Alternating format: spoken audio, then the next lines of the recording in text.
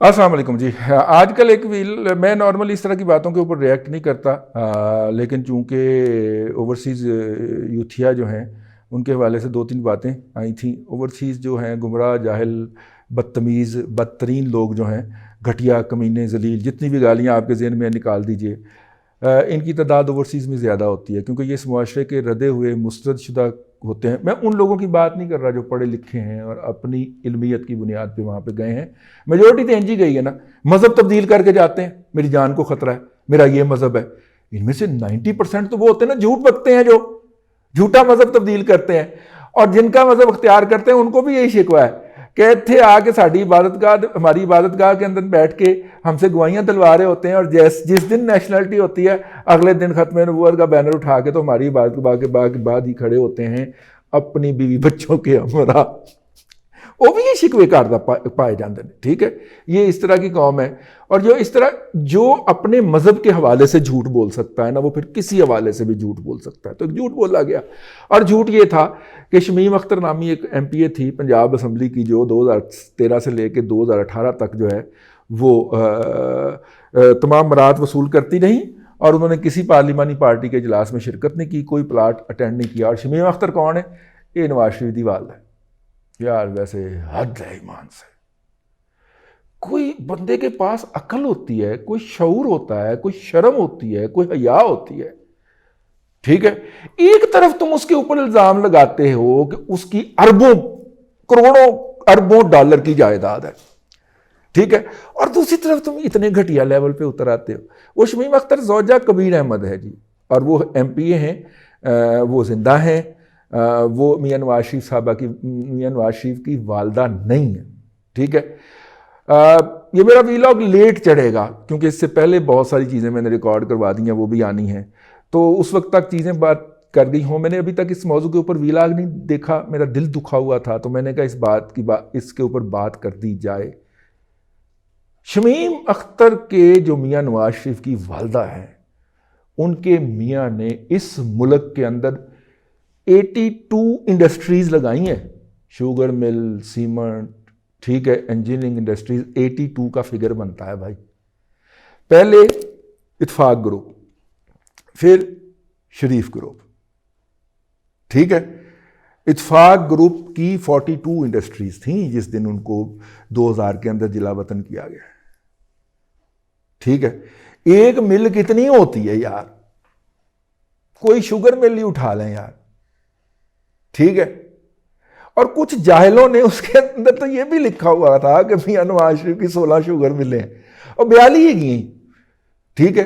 वो बांट दी जिस बंदे ने, ये सारी इंडस्ट्री अपने भाइयों और भाइयों की औलादों के अंदर बांट दी। यार वो लाख रुपया सैलरी होगी MPA की, 1.5 लाख होगी, वो MPA की 1.5 लाख की सैलरी लेगा। आपकी घटिया सोच के ऊपर ज़कात, खैरात, सदकात और मज़हब बदल के वहाँ पे जाने वालों। मुझे एक साहब ने बताया, अपने जफ़र नकवी साहब ने दसिया कि उनको ना एक साहब ने जिन्होंने बताया वो नादरा के आला ओहदे पे रह चुके हुए थे। अब इस साहब को तकलीफ क्या है, उनका भी हमने ज़रा दूदरबा तलाश कर लिया, अगरचे जफ़र नकवी ने नाम नहीं बताया उसका, लेकिन उनका दूदरबा तलाश कर लिया।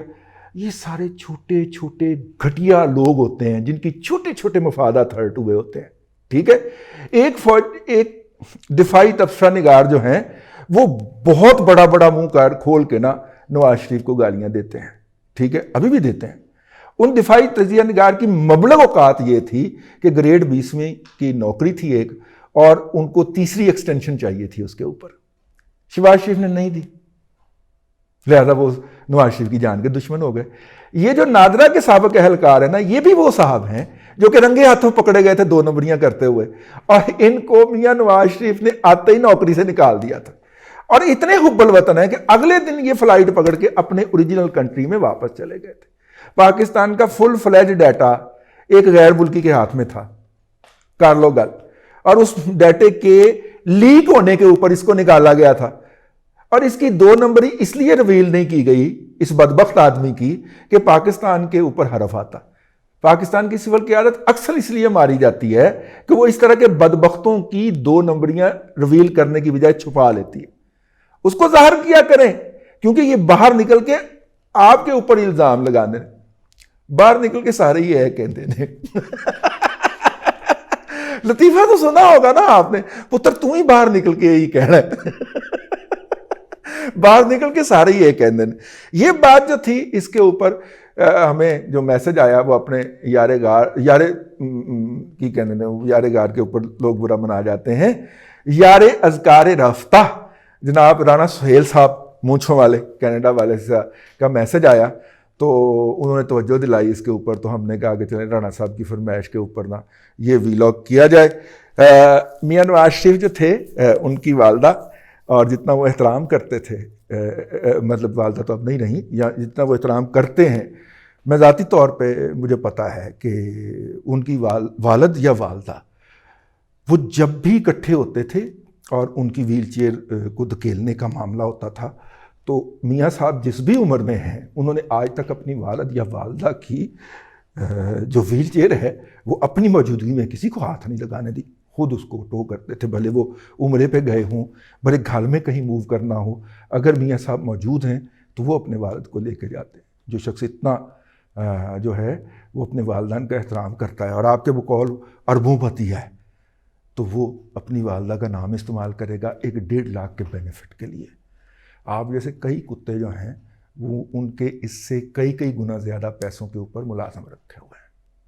ठीक है, आपकी नादरा की नौकरी गई, आपकी अकल भी साथ में चली गई, और मुझे अफसोस हुआ और दुख हुआ कि इस शख्स को रखा किस मेरिट पे गया होगा जिसकी अकल जो है वो इतनी महदूद है और जो तासुब से भरा हुआ ये शख्स है।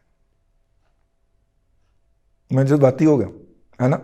चलें जी, आज के लिए इतना ही। कल फिर आपसे मुलाकात होगी नए व्लॉग के साथ। अपना ख्याल रखिएगा। अल्लाह आपको आसानियाँ अता करे और आसानियाँ खल्क़े खुदा के अंदर तकसीम करने की तौफीक अता करे।